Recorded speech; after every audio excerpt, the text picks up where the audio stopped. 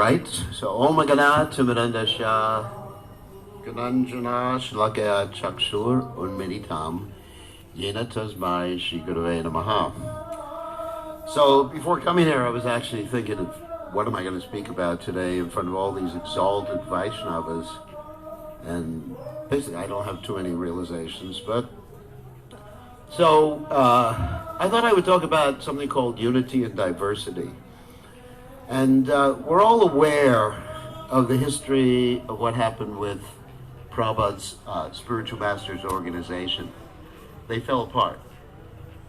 And basically there were some court cases, maybe even some of the court cases are still going on today.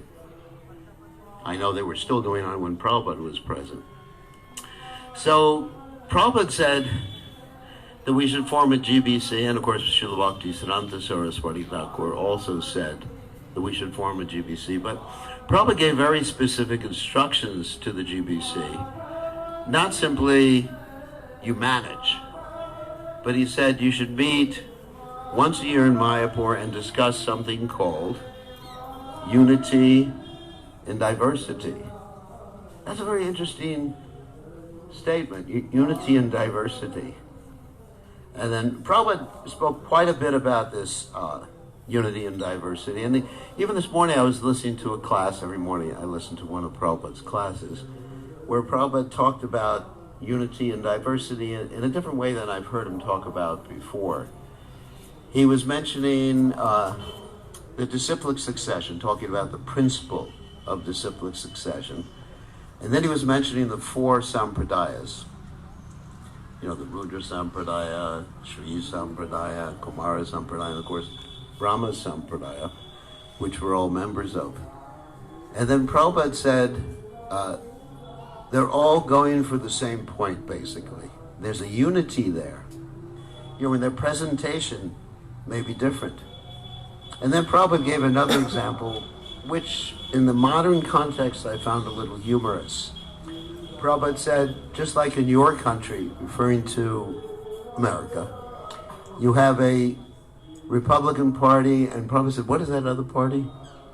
And the devotee said, Democrat Party. Prabhupada said, they're all going for the same purpose. And I was thinking, things have certainly changed. I wish they were going for the same purpose. So Prabhupada used this phrase, unity and diversity, in diverse ways. And I sort of made a list of the ways he used this phrase. First of all, he was talking about the personal realization or impersonal realization. You know, we understand, probably use the example of the sun, the sunshine, and the residence on the sun globe. You know, one and different simultaneously. Of course, we're all familiar with the Chincha Veda Veda Tattva, which sort of pervades our philosophy and even the recommendation Prabhupada made to the GBC. Then Prabhupada talked about going through Prabhupada's database, Prabhupada talked about diverse manifestations of the spiritual realm, how they're all one and different simultaneously. Then Prabhupada, in another case, Prabhupada talked about how everything is Krishna's energy. In some one sense, everything is Krishna and also different from Krishna simultaneously. Prabhupada talked about, he said, when we're sitting on a seat, we should think I'm sitting on Krishna. Of course, we understand the difference. We don't sit on the deity, obviously. Then Prabhupada talked about, or in a different place, Prabhupada talked about how devotees from different backgrounds came to Krishna consciousness. And Prabhupada called it the United Nations of the spiritual world. And another place, Prabhupada talked about how we had devotees of different races. And Prabhupada said this is very beautiful, just like if you have a flower garland.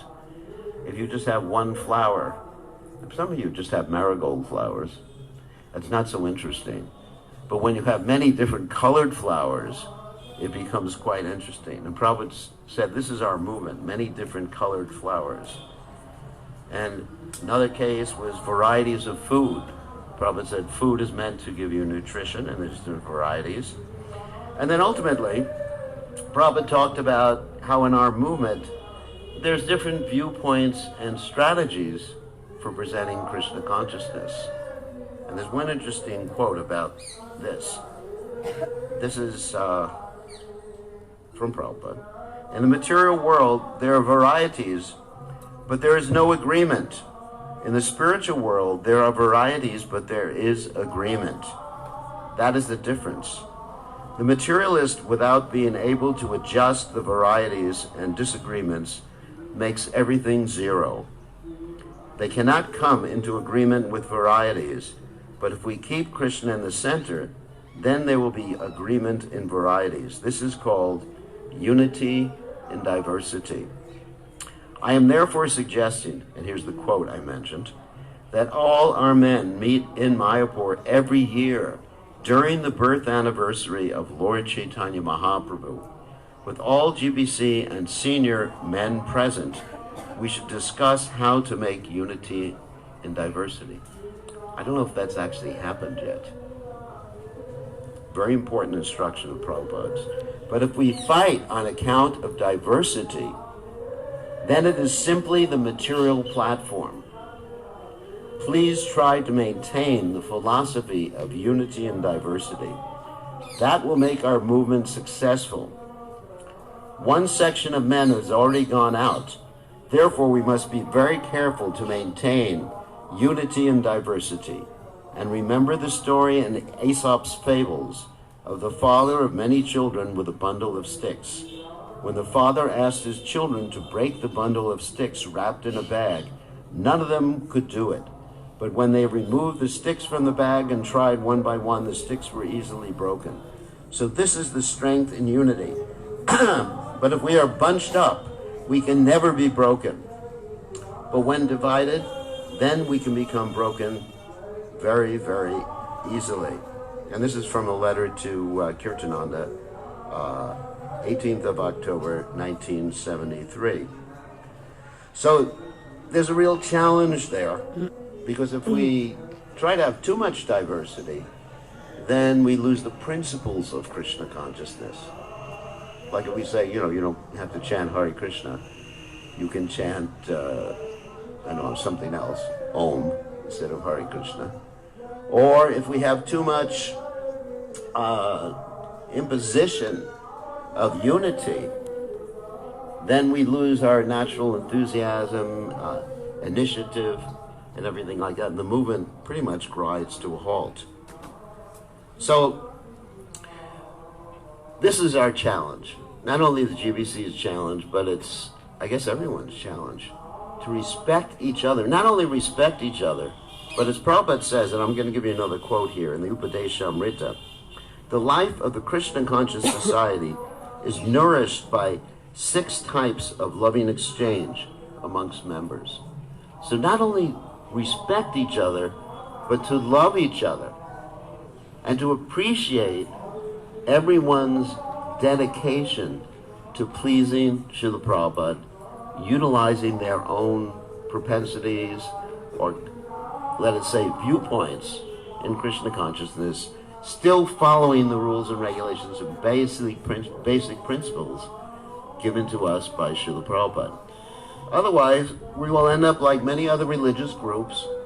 We will break up into, let's say, conservatives, Orthodox, Hasidim, Reform. I remember one interesting story that my mother, she's from the Jewish religion. She's Reform Jew. So she went to Israel one time, and she visited a very conservative area of Israel. Everyone's Jewish there, or maybe not. And because she didn't dress the way they dressed, what did? They started to throw stones at her. I mean, she wasn't dressed unchastely, but even by our standards. So sometimes we find that, even amongst ourselves, that, of course, not so much the dress, but if someone has a different approach for presenting Krishna consciousness, then we want to throw the proverbial stones on the internet. That's our method of throwing stones. So to please Prabhupada, I am begging the devotees, begging myself, begging the GBC, to please try to understand the inherent sincerity of each and every devotee in pleasing Prabhupada and love them for it. You don't have to agree with them, but at least love them for that dedication to Prabhupada, because this is the United Nations of the spiritual world, according to Srila Prabhupada. So, thank you very much. All glories to Srila Prabhupada.